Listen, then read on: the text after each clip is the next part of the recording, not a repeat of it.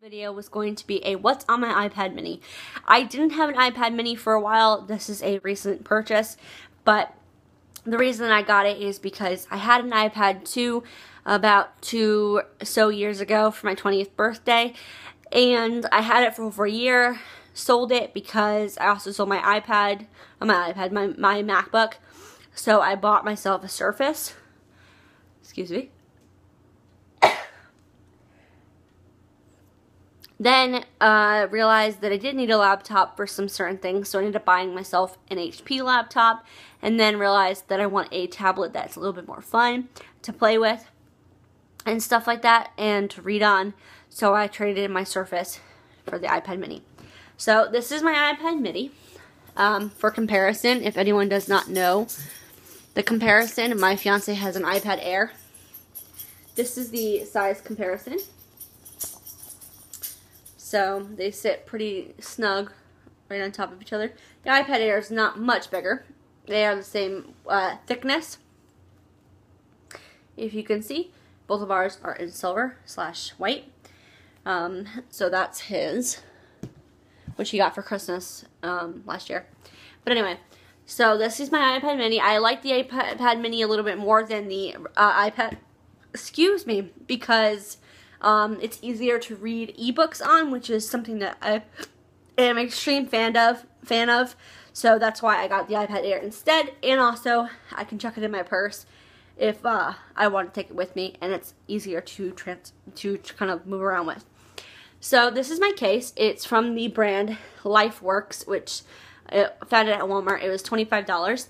The awesome thing about this case is it is a smart cover, as demonstrated.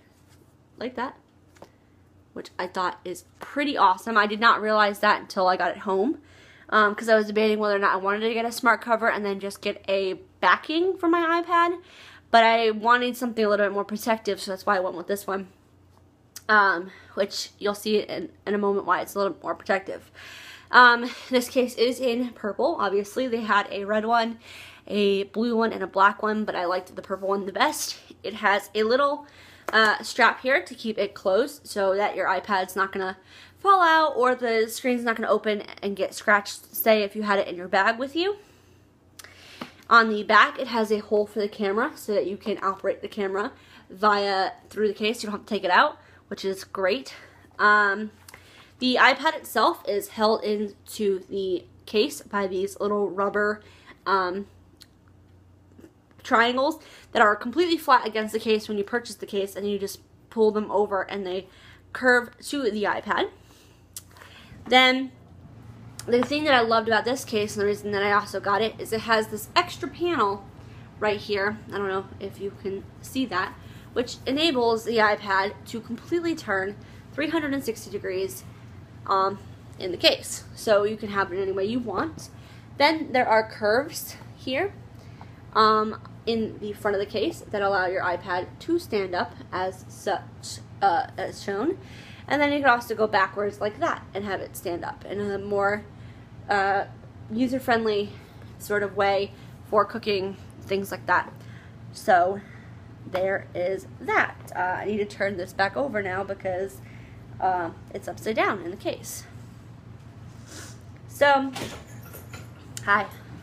So I have, like I was saying, I had the iPad mini 16 gig, just Wi-Fi capability in space gray, and my lock screen is this like dandelion like thing. I thought it was artsy fartsy, so I went ahead and got that.